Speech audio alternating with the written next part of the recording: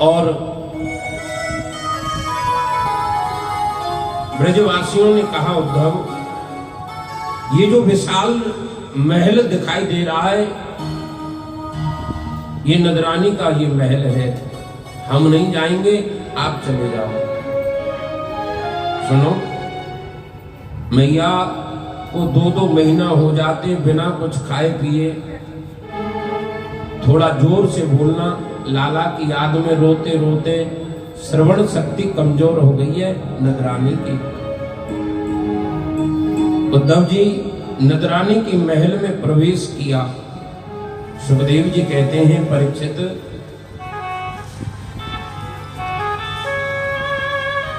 उद्धव जी ने जैसी नदरानी के महल में प्रवेश किया, उनके कोने कोने में रोते रोते श्रवण शक्ति कमजोर हो गई है और कोने कोने में से कृष्ण श्री कृष्ण श्री कृष्ण श्री कृष्ण श्री कृष्ण श्री कृष्ण उच्चारण हो रहा है नदरानी के महल में से। उद्धव जी देखते ही रह गए, यह विचित्र प्रेम का आकर्षण। सामने नदरानी माला लेकर के बैठी है हाथ में। आहा, उद्धव ने जाकर के चरणों में प्रणाम किया और कहा,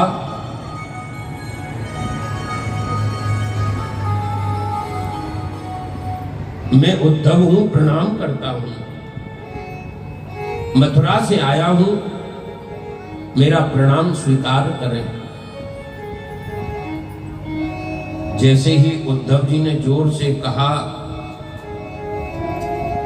मैया के हाथ से माला छूट गई और चिल्ला करके बोली, धीरे क्यों नहीं बोले, क्यों हल्ला कर रहे रे, चल बाहर निकल, निकल बात, मैंने अभी लाला को सुवायो। आहा, हल्ला मचा रहा यहाँ आए। उद्धव जी बोले, मैया कह क्या रही है? बोले, मैया कृष्ण को तो मैं मथुरा छोड़ करके आया हूं। अच्छा, अरे मैंने अभी पलना में सुवायो है, कबू बहू मांगे, कबू माखन मांगे, कबू चंदा मांगे, जैसे तैसे अभी सोए होए। आहा, उद्धव जी का जो ज्ञान था ना वो खिसक गया और उद्धव जी बोले, मेरे जैसे ज्ञानी आपकी चरण धूलि को भी प्रणाम नहीं कर सकते, मां मुझे क्षमा करना, मैंने आपको जो सोचा था आप वो नहीं है। लेकिन मैया क्षमा करना, लाला को तो मैं छोड़ करके आया हूं अभी। मैया बोली, देख पलना में सो रहे, पलना में जाकर के उद्धव जी को दिखाया तो पलना में कुछ नहीं है। मैया रो पड़ी और बोली, चना खा ले। मैया बोली,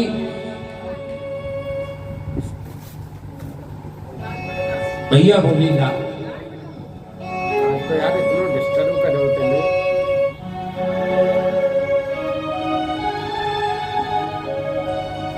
मैया बोली, उद्धव मैं कहा करूं, ये वही जगह है जहां मेरो लाला रोज खेलो करतो, मैं उसको पीले कपड़े पहना देती तो उसी आंगन में वो मुझे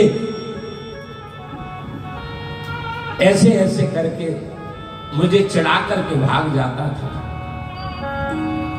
मुझे अंगूठा दिखा करके भागता था। अब मैं कहा करूं? अच्छा तू ये बता, मेरा कृष्ण कैसो है, ठीक तो है, याद करे कि नहीं? उद्धव जी बोले, मैया ऐसा कोई समय नहीं है जिस समय वो आपको याद नहीं करता हो। उद्धव देख, मैं तो अब कृष्ण को भूल चुकी हूं, मैं अब याद नहीं करती, लेकिन ये आंगन में कनेर का पुष्प है, ये मेरे घाव को सूखने भी नहीं देता है। मैं जितना भूलने की कोशिश करता हूं उतना ही ये कनेर का पुष्प जब भी मुझे दिखता है मुझे लाला की याद दिला देता है। क्यों? क्योंकि उसको कनेर के पुष्प बहुत प्रिय थे। कनेर के पुष्प तोड़ करके कानों में लगा लेता था। एक एक चीज की याद दिला रही है मैया यशोदा। खैर छोड़ मेरी बात, तो मैं तो पागल है गई हूं। आहा, और गोपी बोले मैया गोपियों के भी मैं दर्शन करना चाहता हूं।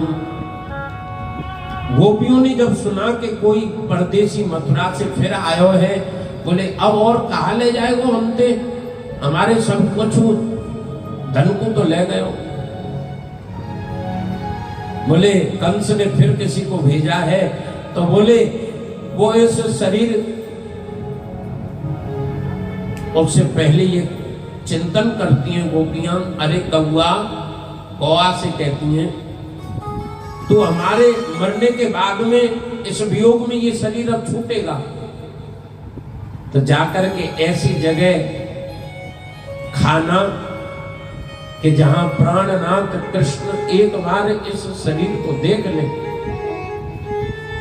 आहा, कितनी गोपियों की दुर्दशा हो रही है। सॉरी, ये शब्द नहीं बोलना चाहिए। प्रेम में कितना बेहल तड़पन हो रही है, लेकिन फिर भी प्राणनाथ का चिंतन बचा रहा है। आहा, यह है प्रेम की दशा।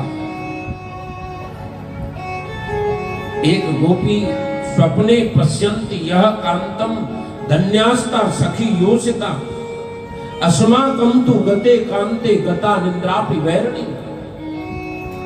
और फिर वहां पर भौरा आया है। भौरा चरणों में आकर के श्री जी के और सब गोपियों के मडराता है। उद्धव जी सुन रहे हैं बगल में खड़े होकर के। और फिर उद्धव जी ने आकर के कहा, अरे गोपियों, तुम अपने मन को ब्रह्म में लगाओ, निर्गुण ब्रह्म में लगाओ, तुम्हारा भटकाव खत्म हो जाएगा।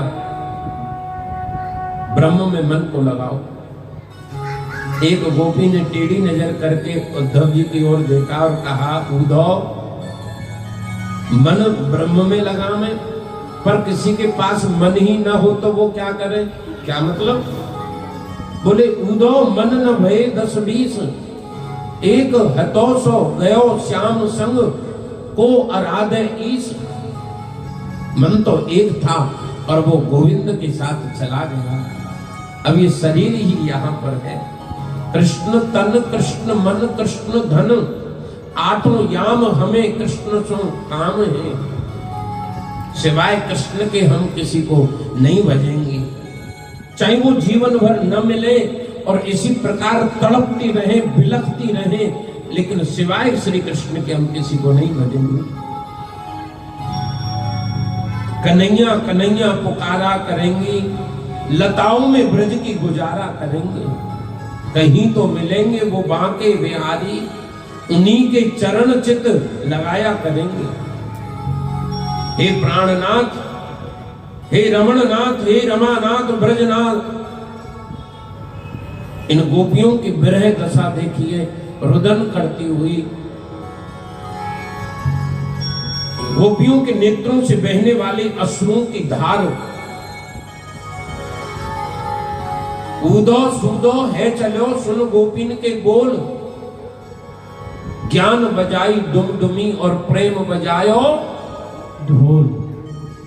प्रेम के ढोल के सामने आहा, कौन वर्णन करे गोपियों की कैसी स्थिति है।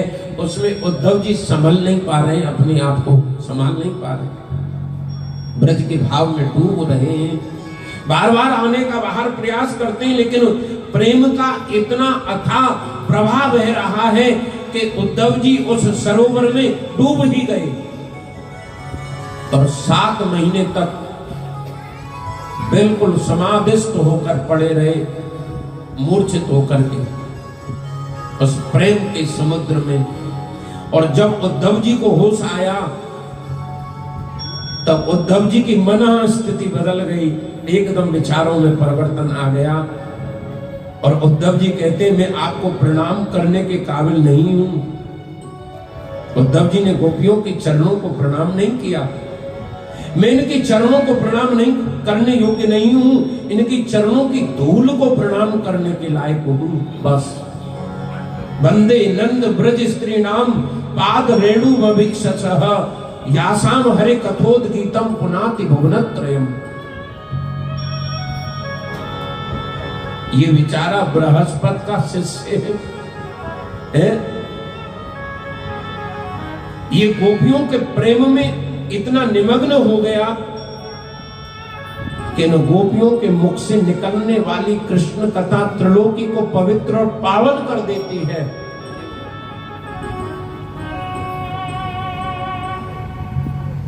एक घंटे के लिए बोल करके गए थे और 7 महीने तक गोपियों के उस रज में पड़े रहे प्रेम में। और चलते समय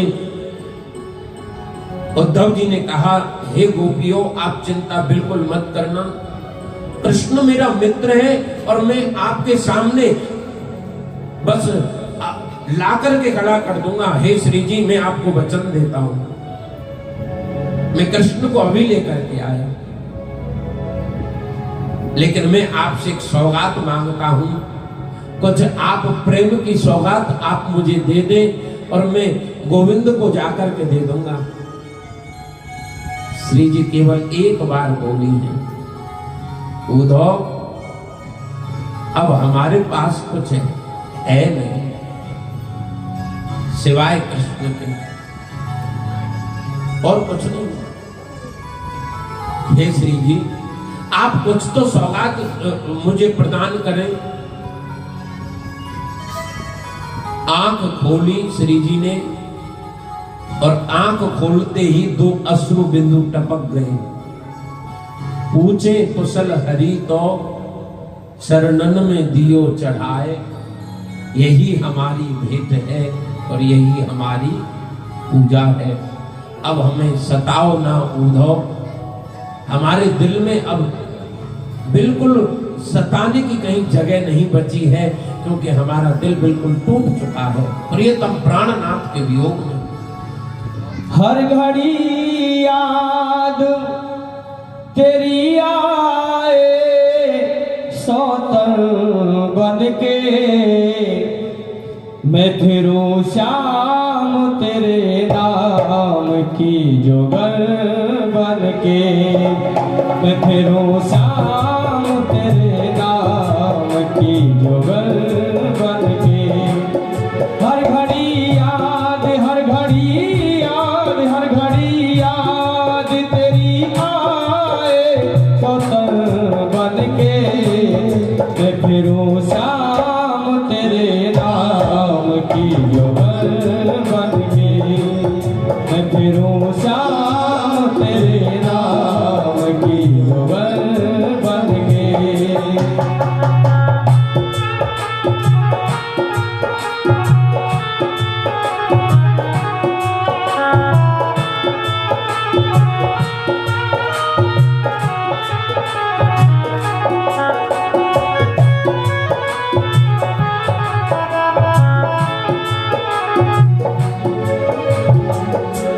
एक जमाना था बुलाने से चला आता था, एक जमाना था बुलाने से चला आता था।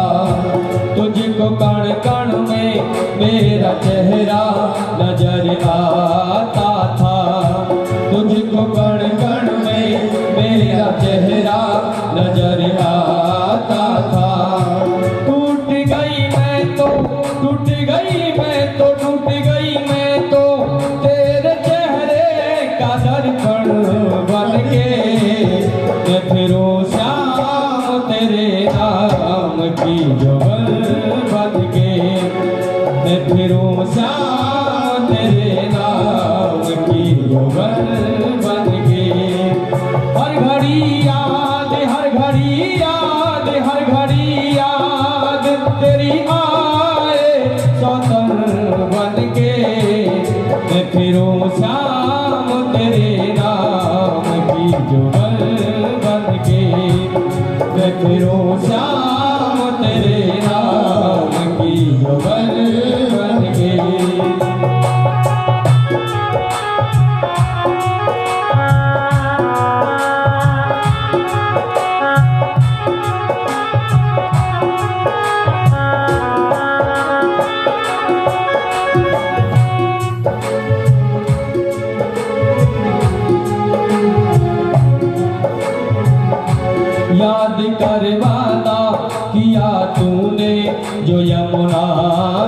पर याद कर वादा किया तूने जो यमुना तट पर।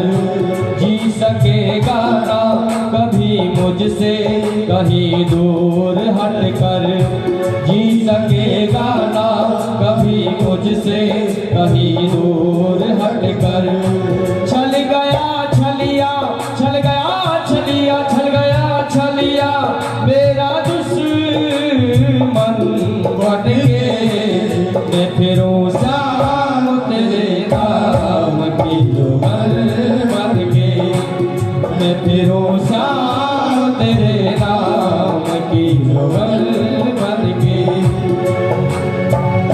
छल गया छलिया छल गया छलिया छल गया छलिया मुझको मेरा दुश्मन बन के।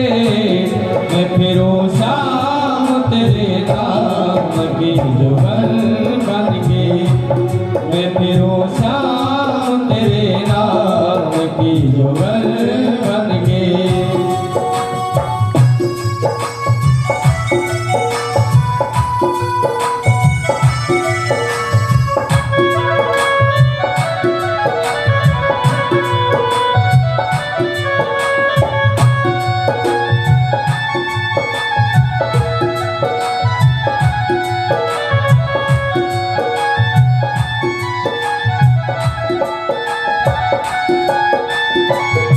कांच के जैसे मेरे दिल को तूने तोड़ दिया।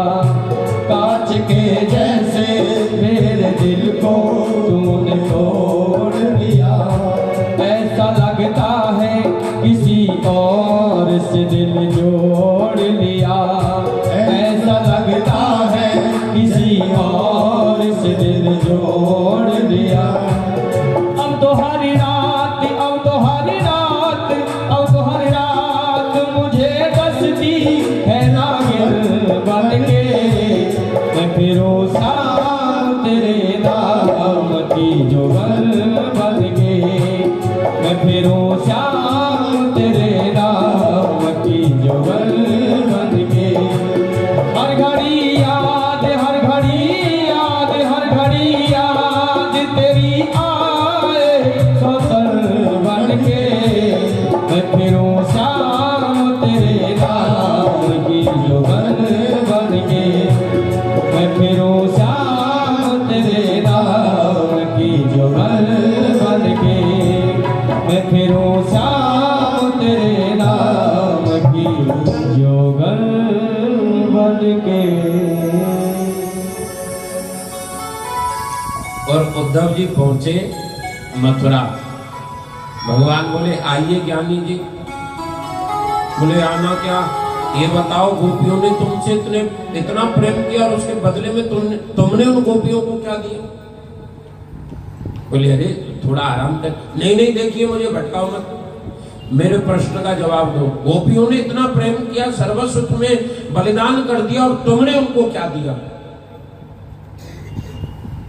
बोले मेरे खजाने में जो सबसे अमूल्य धन था वो ही मैंने उनको दे दिया। क्या तुम्हारे खजाने में अमूल्य धन ये विरह के आंसू हैं? बोले हाँ, सबसे बड़ा धन मेरा यही है।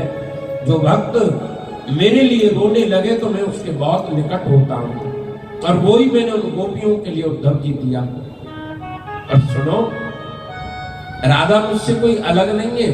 तस्मात् ज्योतिर्भवेत् द्वेधा राधा माधव रूपकम। राधा ही कृष्ण है और कृष्ण ही राधा है। एक ज्योति दो रूपों में परिणित हुई लीला करने के लिए। सर्वांग दर्शन कराया राधा कृष्ण का उद्धव जी को। बोले तुम्हारे ज्ञान में भक्ति का पुट लगाना था, इसलिए तुम्हें मैंने ये ब्रज भेजा। हाँ। अब आप सोच रहे होंगे पंडित जी हम तो बड़ी तैयारी करके आए आज विवाह उत्सव की, और अभी तो आपने हमें ब्रज में ही पटक रखो है। ये गोपिन के विरह में से बाहर ही नहीं आ रहे हैं, और समय भी हो रहा है। देखो हमारी पीपलेश्वर महादेव मंदिर महिला मंडल आज ये रुक्मणी विवाह मंगल महोत्सव मनाएंगे। सुबह 5 बजे होली हुई यहाँ पर, आप लोग तो वंचित रह गए, सवेरे ही खेल रही एक बार तो ठाकुर जी ने होली, बोलो जय श्री कृष्ण। हाँ, सवेरे नहाते ही होली खेली है चकाचक। हाँ, क्या आनंद आया हो। सुबह 5 बजे यहाँ 30-40 ये सब महिलाएं पीपलेश्वर महादेव मंदिर की जो महिला मंडली है, बड़े भाव से सुबह पूजन कराया आपने, बहुत अच्छा लगा।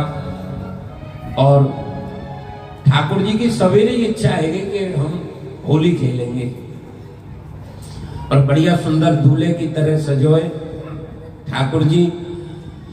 और देखिए अब विवाह की ओर चलेंगे, और ठाकुर जी के ससुराल भी तो बहुत दूर है, बंबई के पास कुंदनपुर। अब देखिए बंबई जाने के लिए फ्लाइट भी आप यदि लेंगे तो 2 घंटे कम से कम लगेंगे। हाँ, अब कैसे पहुंचाया जाए फिर साहब वहां, चिंता नहीं है, 1.5 मिनट में ही पहुंचा देंगे हम तो आपको। बोलो जय श्री कृष्ण। और धीरे बोल सकते हो क्या? मैं कह रहा हूं धीरे बोलो, आप जोर से बोल रहे हो।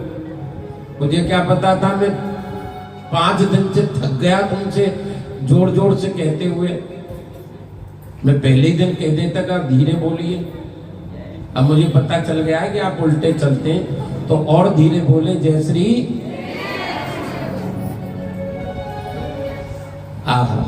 अब विवाह में आनंद लेंगे।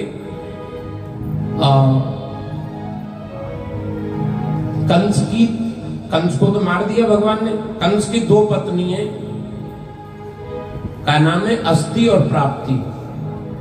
कंस किसको कहते हैं? अभिमान को।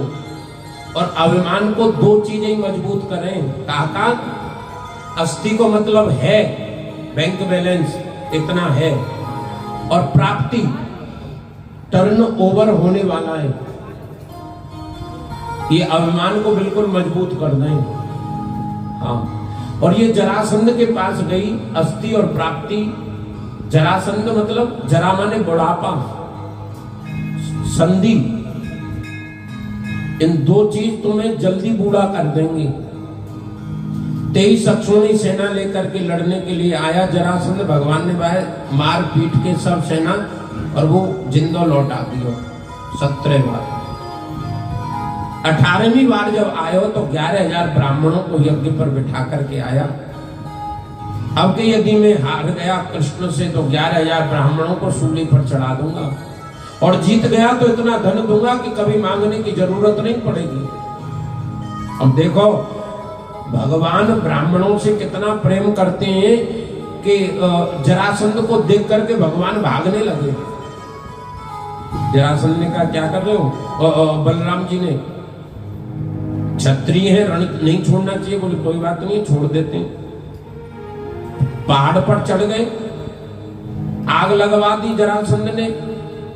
तो विश्वकर्मा शिल्पी ने सुंदर द्वारका का निर्माण किया, और सोते हुए सभी यदुवंशियों को लेकर के भगवान द्वारका में प्रवेश कर गए। रेवत नाम के राजा है, उनकी बेटी को नाम है रेवती, और रेवती को विवाह है श्री बलराम जी के संग में। बोलो रेवती रमण भगवान की जय।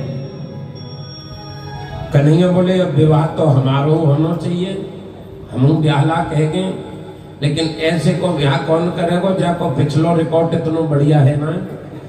हाँ, माखन चोर, चीर चोर, रण छोड़, ये सब बड़ी खूबियां हैं। तो भगवान सोच ही रहे थे, तो कुंदनपुर के राजा हैं भीष्मक, और उनकी घर में 5 बेटा थे, रुक्मी, रुक्मरथ, रुक्मबाहु, रुक्मेश आदि। बेटी नहीं थी। एक दिन सरोवर में तपस्या कर रहे थे, तो कमल के फूल पर बहती हुई रुक्मणी जी आई, और भीष्मक ने उठा करके उस कन्या को घर ले आए, पढ़ाया लिखाया, परम विदुषी बनाया, और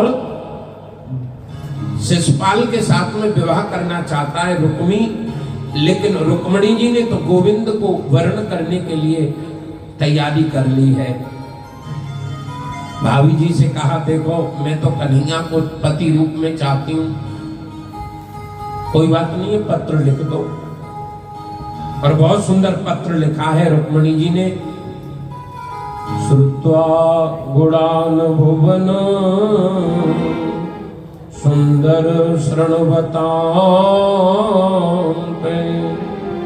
निरविश्य कर्ण विभुरै हरतोंगतापं रूपं दृशां मखिलार्थ लाभं त्वयच्युता विशति चित्रपत्रपम। हे गोपाल, मैंने केवल आपके गुणों को सुना है और आपको पति रूप में वर्ण कर लिया है, और जिस दिन आप आओगे उससे अगले दिन मेरा स्वयंवर है। जिस दिन पत्र मिलेगा उससे अगले दिन मेरा स्वयंवर है, और आप आइए। हाँ, पंडित जी कुंडनपुर से पत्र लेकर के द्वारिका में पहुंचे और कन्हैया को पत्र देकर के कहा, साहब हम चलें? बोले महाराज हम तो तैयार बैठे हैं। पंडित जी को रथ में बिठाया, 4 घोड़े जोते, और कृष्ण बहुत जल्दी में चल दिए हैं रथ को लेकर के। और जैसे ही रथ थोड़ा सा ही आगे बढ़ा, एकदम रुक गया। पंडित जी ने कहा क्या हुआ? बोले अब हो गया विवाह। अरे लेकिन हुआ क्या? बोले देख नहीं रहे हो, भैया बलराम आ रहे हैं। हाँ, बलराम जी ने कही, लाला कन्हैया कहाँ जा रहे हो? अब कैसे बता मैं कहाँ जा रहे हैं? क्योंकि पुराने जमाने में विवाह में बच्चों के सामने जब विवाह की बात करते थे ना, बच्चे कमरा छोड़कर चले जाते थे। आजकल की तरह थोड़ी इंची टेप साथ ले जाते हैं। हाइट कितनी है, वेट कितना है, एजुकेशन कितनी है, आजकल तो पूरा इंट्रोडक्शन होता है सब। पहले ऐसे नहीं था। तो बलराम जी ने कहा, लाला कहाँ जा रहे हो भैया? बोले वहीं जा रहे हैं। अरे वहीं जा रहे हैं, कोई काम होगा, कोई शहर होगा? पंडित जी बोले कुंडनपुर जा रहे हैं। अच्छा, देख मैं भी कल आ रहा हूं, कन्हैया ठीक तरह से जाइयो, ठीक है? और महाराज कन्हैया चल दिए हैं। 10,000 सखी रुक्मणी जी को घेर करके जा रही है, देखो। और उन 10,000 सखियों को 10,000 सैनिक घेर करके चल रहे हैं। कात्यायनी मंदिर पूजन करने के लिए रुक्मणी जी जा रही हैं। रुक्मणी जी ने चारों तरफ देखा, दिखाई नहीं दे रहे। तो बाम अंग फड़कन लगो। एक बात बताऊं, बायां अंग फड़कना शुभ सूचक होता है माताओं का, और भाई लोगों का दायां अंग फड़कना शुभ सूचक होता है। और 2-4 बार फड़के तो ही शुभ सूचक है। ज्यादा फड़के तो फिर 4 पाई लेके अस्पताल में लेट जाए। बोलो जय श्री कृष्ण। हाँ, तो वाम अंग फड़कन लगा। रुक्मणी जी को संकेत हो गया, द्वारकाधीश आ गए। और 10,000 सैनिकों के बीच में से जैसे ये श्रीमान जी अंदर प्रवेश करने लगे, सैनिकों ने कहा कौन है आप? और जैसे का कौन है आप, ये खिलखिला करके हंस गए। और या कि हंसी में ही दुनिया फंसे, क्योंकि ये हंसे ही इतना बढ़िया है। एक सैनिक बोलो, देखियो या कि दांत कैसे बढ़िया है। एक बोलो, तू तो दांत नहीं देख रहा है, या को पीतांबर कितना बढ़िया है, देख बिजली को भी मात करना है। एक बोलो, या कि चाल साल अलवेली, कैसी अलवेली चाल चल रहे हो ये। एक बोलो, इसके चरणों में चरण पादुकाएं भी सोने की हैं। एक बोलो, या कि घुंघराली अलकावली कितनी सुंदर लग रही है, ये त्रिभंग ललित बहुत अच्छा लग रहा है। हा 10,000 सैनिक ये 10,000 सैनिकों के बीच में से प्रवेश किए और रुक्मणी जी को उठाया और लेकर के भाग लिए। और जब लेकर के चले गए तो रुक्मी और शिशुपाल को पता चला। बोले अरे रुक्मणी जी कहाँ है? सैनिकों ने कहा अभी तो यहीं थी, पता नहीं कहां चली गई। अरे एक सैनिक ने कहा मैं बताऊं, पहले क्यों नहीं बताया? बोले उन दोनों की जोड़ी बड़ी सुंदर जच रही थी। मैंने सोचा पहले इनको भाग जाने दूं, तब कहूंगा कि ले गयो ले गयो ले गयो ले गयो ले गयो ले गयो कि ले गयो आओ मेरी सखियों मुझे मेहंदी लगा दो मुझे ऐसी सजा दो, मेहंदी लगा दो मुझे ऐसी सजा दो, मुझे श्याम सुंदर मुझे श्याम सुंदर की दुल्हन बना दो, मुझे श्याम सुंदर की दुल्हन बना दो।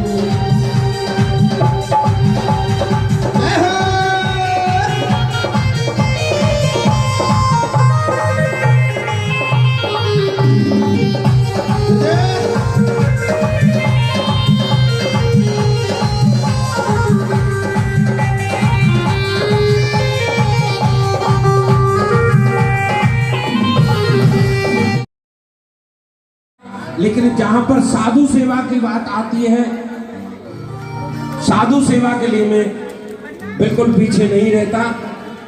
और हमारे पीपलेश्वर महादेव मंदिर की जो माताएं हैं उनका मैं एक एक करके साधना माता जी बुलाती जाएंगी और उनको सम्मान पत्र, उन्होंने बड़ी मेहनत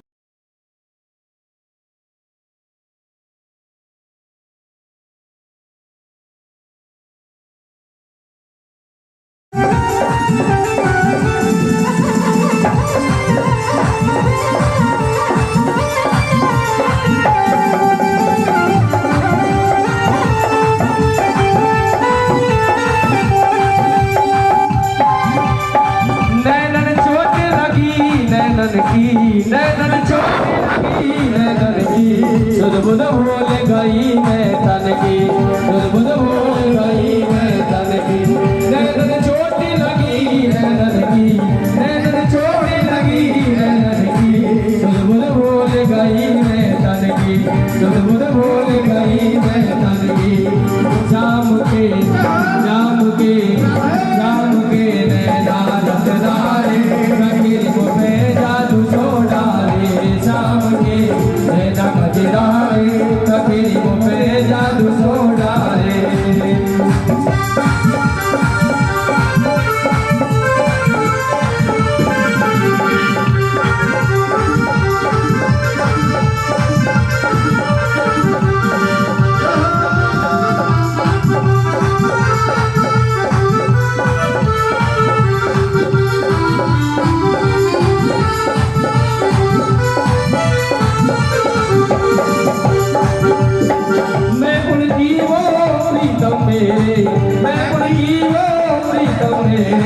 श्याम बसे रंग में मेरे, श्याम बसे रंग में मेरे, की मजा बरसात का चाहो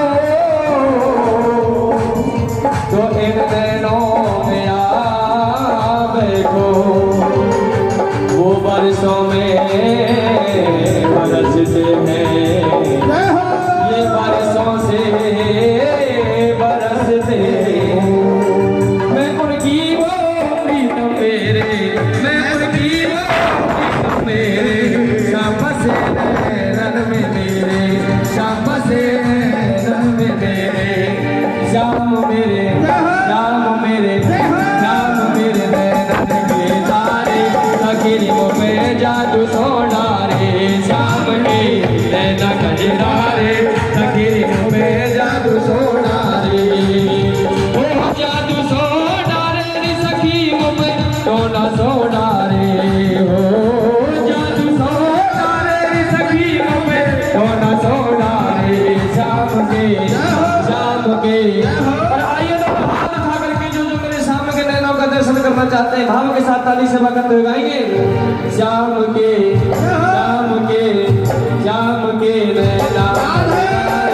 अखियों में जादू सोना रे, अखियों में जादू सोना रे, अखियों में जादू सोना रे, अखियों में जादू सोना रे, अखियों में जादू सोना रे, अखियों में जादू सोना रे, अखियों में जादू सोना रे, अखियों में जादू सोना रे।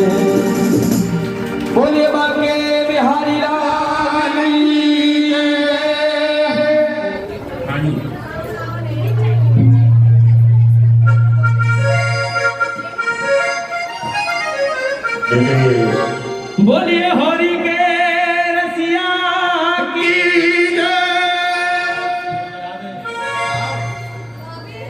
और बाबा श्याम के दरबार मची है होरी बाबा श्याम के ओ बाबा श्याम के दरबार मची है होरी बाबा श्याम के बाबा श्याम के दरबार मची है होरी बाबा श्याम के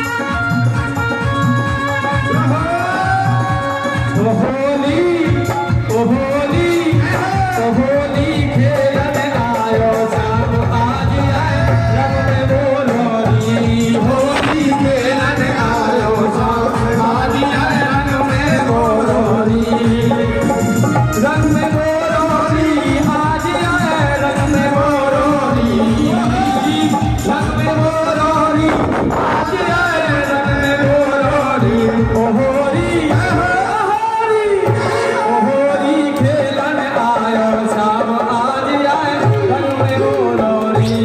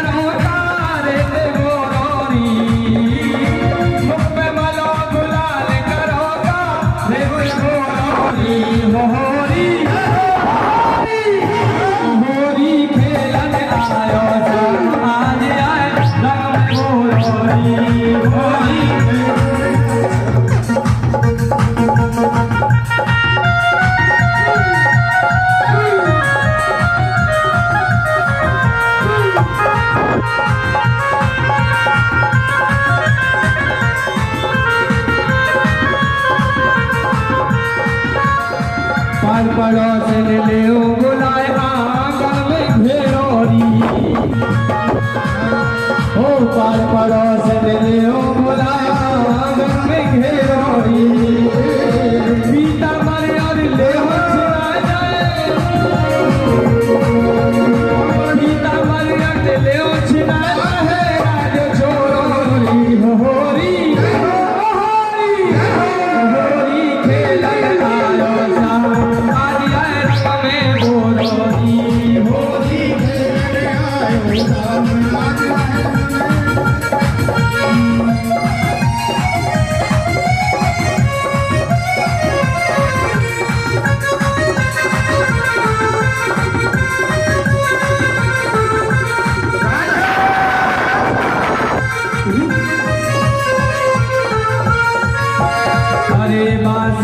बांसुरिया की तोरे मरोरी अरे बांसुरी बांसुरिया तोरे मरोरी सारी दे जाए नचावो हरियो रोरी सारी दे जाए नचावो सबकी रोरी लोहरी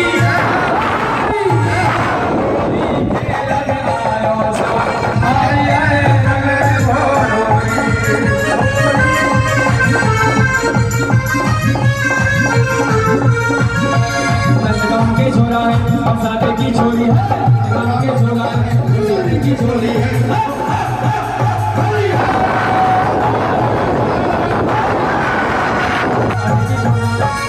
के छोरा है साथे की छोरी है के छोरा है साथे की छोरी है होली खेलन आयो सा आज होली